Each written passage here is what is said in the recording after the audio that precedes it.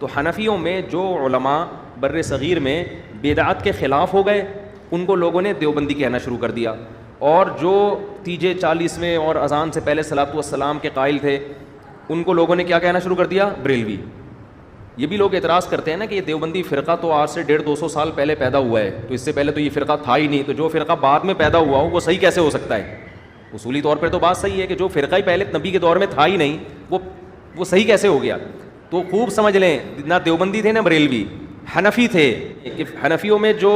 تیجے 40ویں کے قائل ہیں ان کو لوگ بریلوی کہتے ہیں، جو تیجے 40ویں کے قائل نہیں ہیں ان کو لوگ کیا کہتے ہیں؟ دیوبندی کہتے ہیں۔ قوالی سننا شرعن کیسا ہے؟ جائز نہیں ہے بھائی۔ کچھ علماء بریلوی مسلک کے اس کو جائز کہتے ہیں، بس یہی فرق ہے دیوبندی بریلویوں میں۔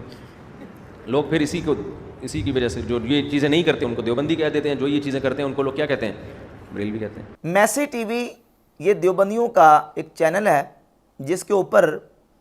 ایک دیوبندی عالم مفتی طارق مسعود کا ایک بیان اپلوڈ ہوا ہے جس کا عنوان ہے دیوبندی اور بریلوی میں فرق۔ مفتی طارق مسعود صاحب دیوبندی اور بریلوی میں فرق بیان کرتے ہوئے انہوں نے جو بیان دیا ہے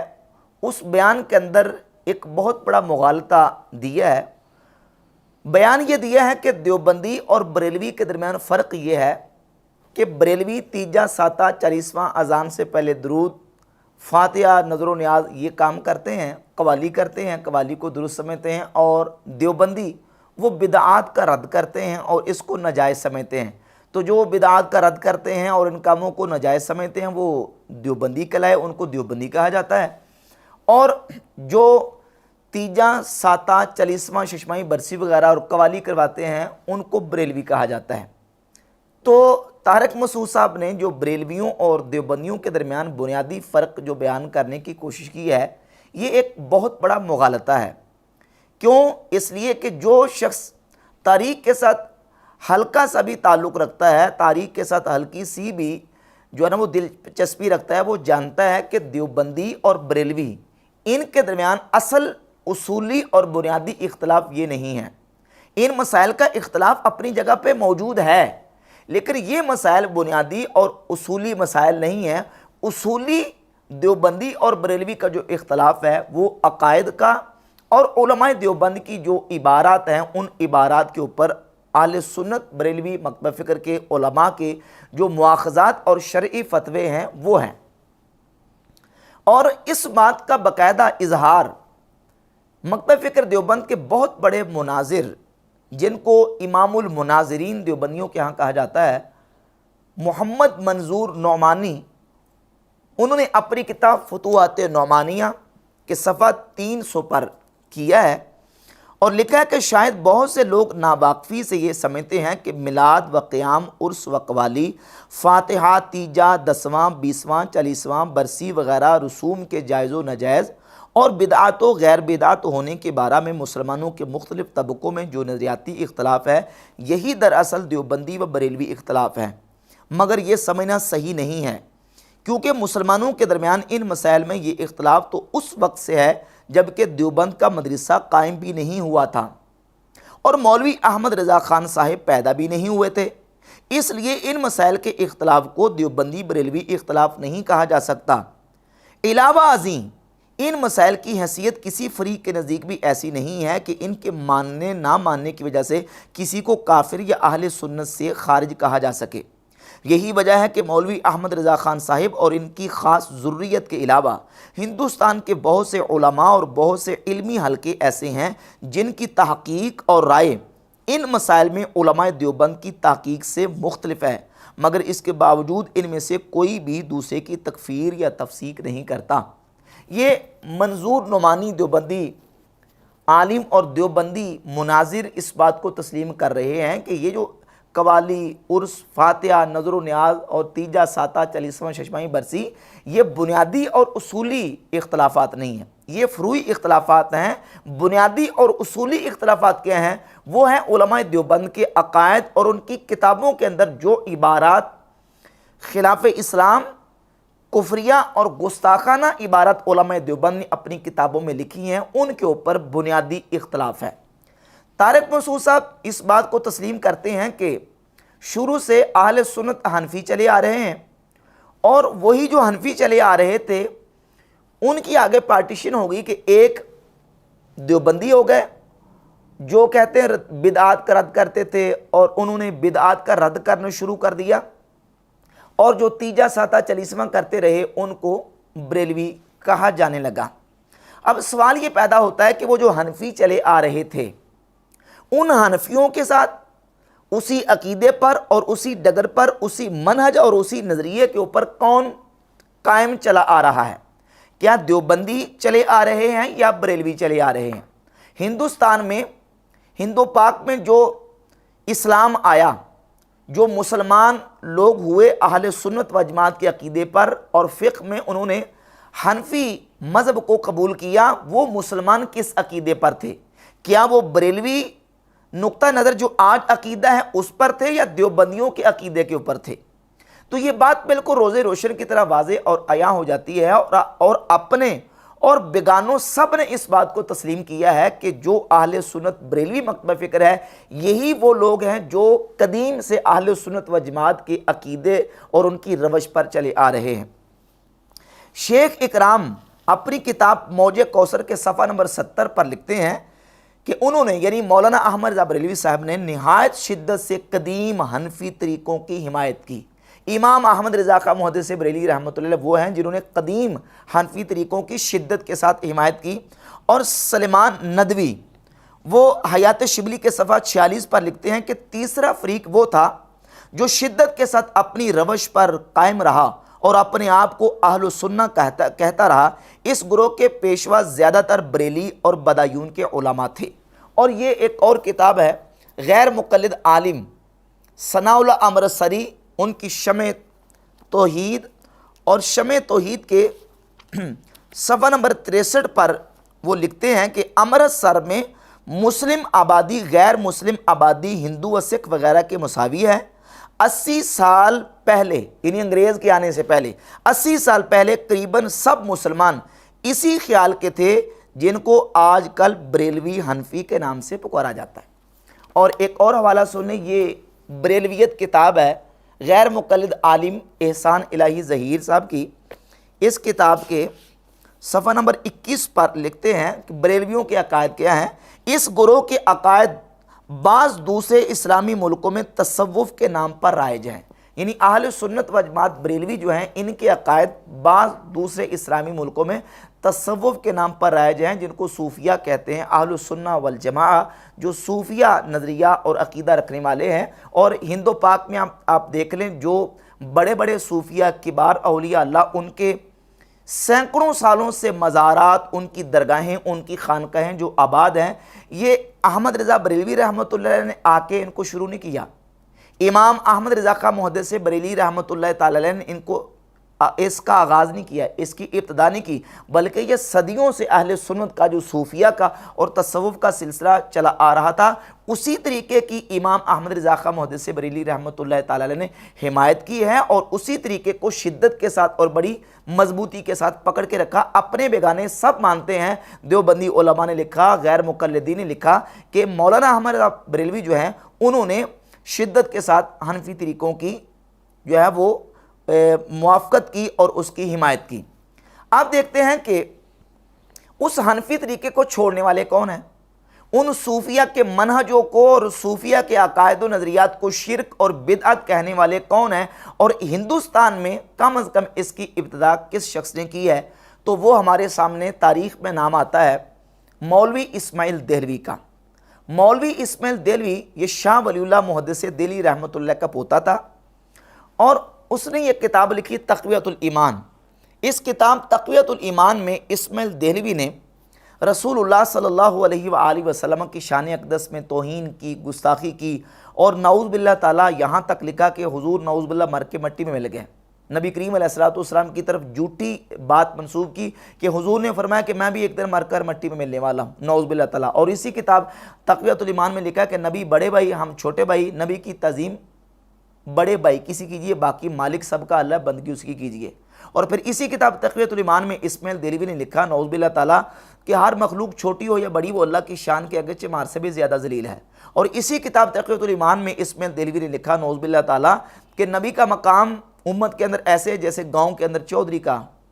چودھری کا مقام ہوتا ہے۔ تو یہ عبارات اسماعیل دہلوی نے اپنی کتاب تقویۃ الایمان میں لکھی۔ یہ کتاب جب لکھی گئی، اس کتاب کے لکھے جانے کے بعد پورے ہندوستان میں ہلچل مچ گئی۔ یہ ابوالکلام آزاد کی کہانی خود آزاد کی زبانی، اس کے صفحہ نمبر 36 پر یہ بات موجود ہے کہ مولانا محمد اسماعیل شہید مولانا منور الدین کے ہمدرس تھے۔ شاہ عبدالعزیز کے انتقال کے بعد جب انہوں نے تقویۃ الایمان اور جلاء العینین لکھی اور ان کے اس مسلک کا ملک میں چرچا ہوا تو تمام علماء میں ہلچل پڑ گئی۔ اس کتاب تقویۃ الایمان کے لکھے جانے کے بعد تمام علماء میں ہندوستان بھر میں ہلچل مچ گئی، اور یہ تقویۃ الایمان کا مصنف اسماعیل دہلوی ہے جس نے اپنے آباء و اجداد کے مسلک اور عقیدے سے اور حنفیت سے انحراف کیا۔ اس کا ایک حوالہ یہ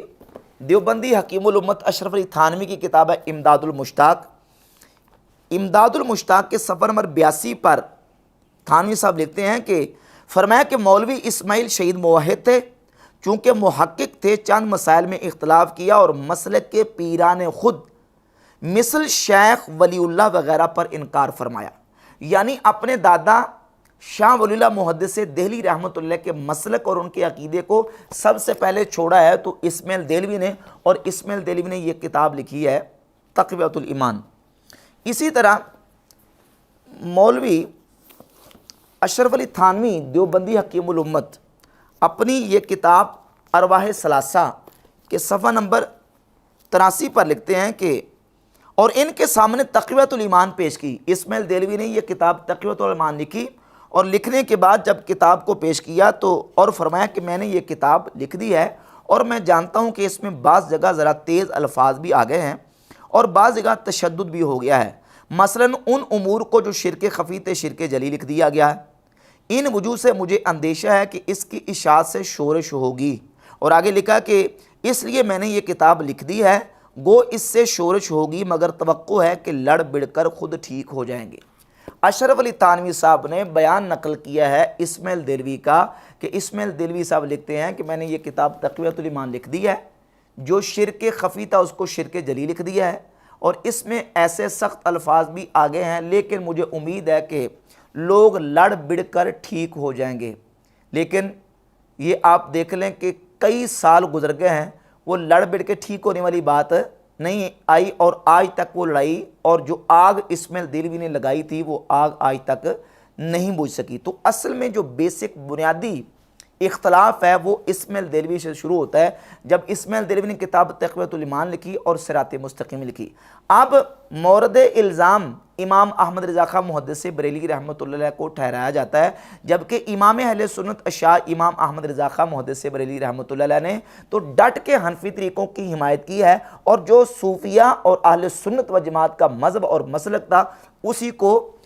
تھام کے رکھا ہے۔ اب ہم اس سے آگے چلتے ہیں کہ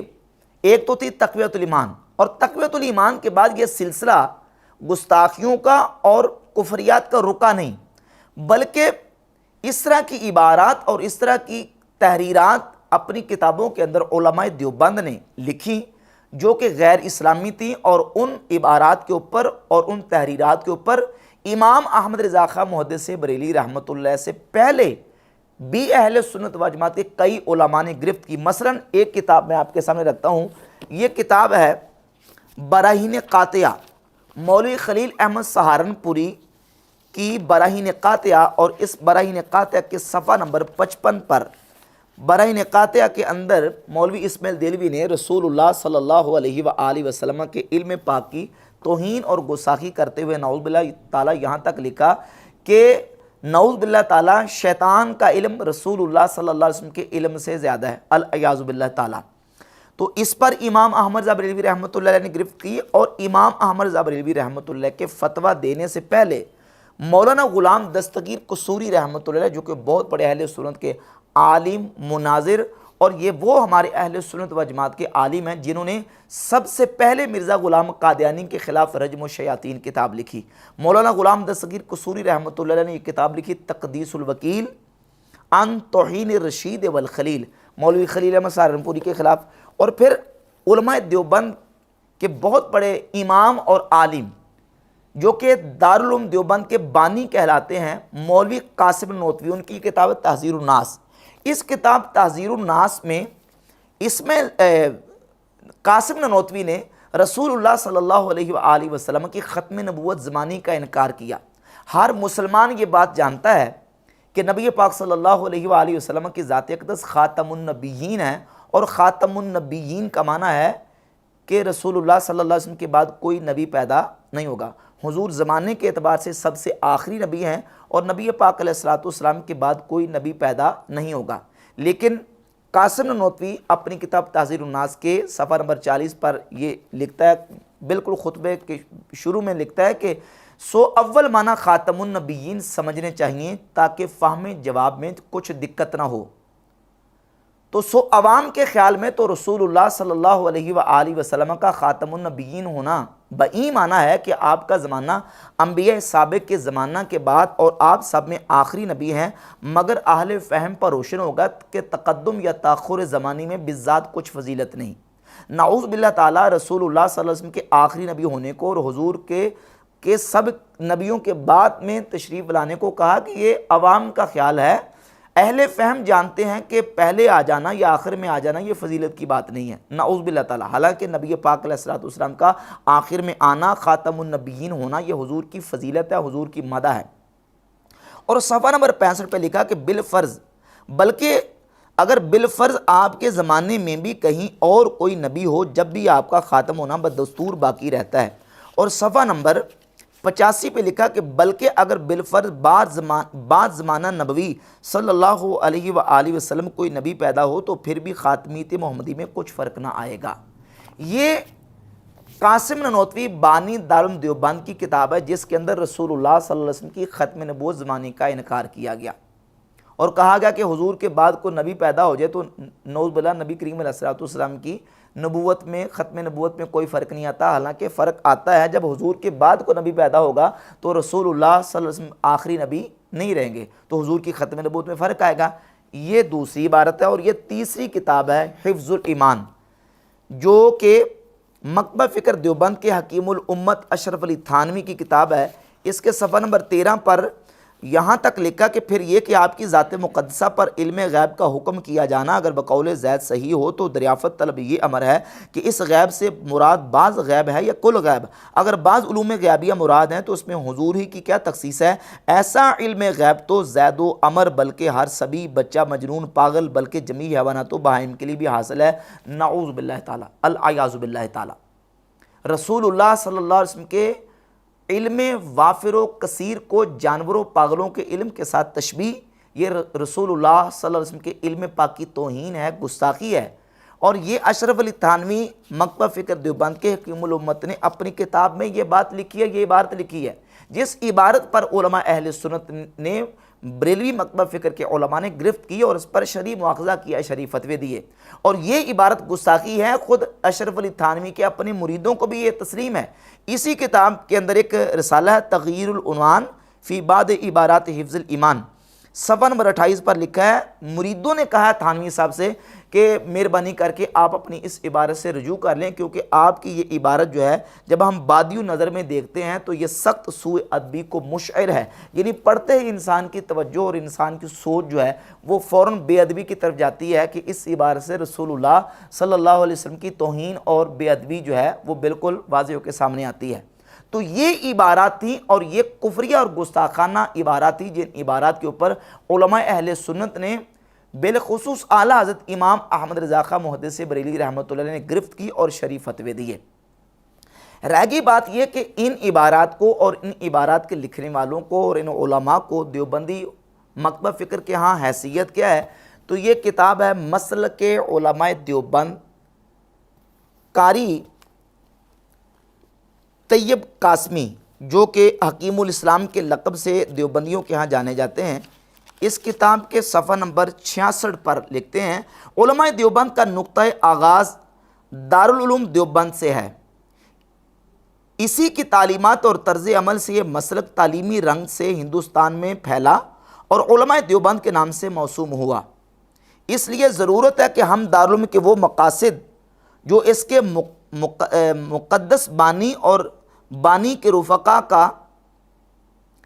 अहलुल्लाह के तर्ज़ अमल और अमली तालीम से नुमायाँ हुए पेश कर दें, ताकि ये मसलक नज़री तौर पर ही नहीं अमली अंदाज से भी सबके सामने आ जाए। इस मसलक के लिहाज से अगर दारुल उलूम की तारीख़ को सामने रखा जाए तो इसके असलाफ़ और मुअस्सिसीन मुद्दईयान मसलक ही न थे, बल्कि मसलक का अमली नमूना भी थे, और बिलखुसूस हज़रत बानी दारुल उलूम मसलक के इन नदरी और अमली पहलुओं का मुजस्सम पैकर थे। गोया इस मसलक के जामे को अगर मुजस्सम कहा जाए तो हज़रत नानोतवी की ज़ात बन जाती है,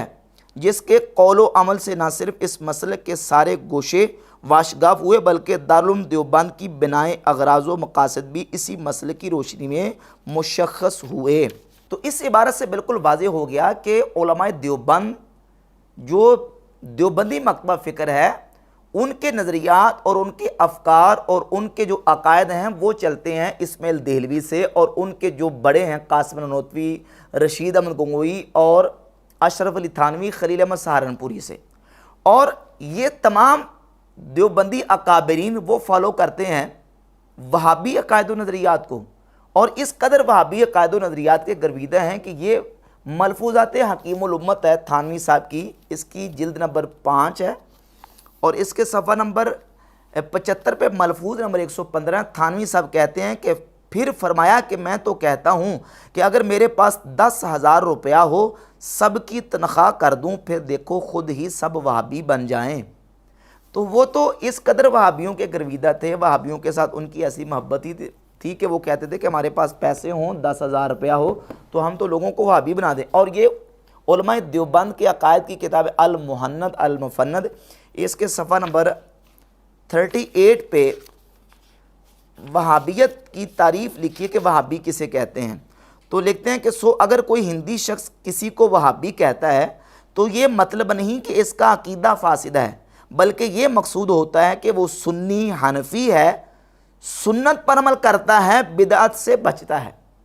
ये वहाबियों की शान बयान हो रही है देवबंदी उलमा के नज़दीक, और ये फतावा रशीदिया है मकतबा फ़िक्र देवबंद के कुतुबुल अक़ताब रशीद अहमद गंगोई का। इसके सफ़ा नंबर 110 पे सवाल हुआ कि वहाबी मज़हब ये कौन सा फ़िरका है, तो जवाब कहते हैं कि इस वक्त और इन अतराफ़ में वहाबी मुत्तबे सुन्नत और दीनदार को कहते हैं, बाकी बंदा आपको दुआगो है।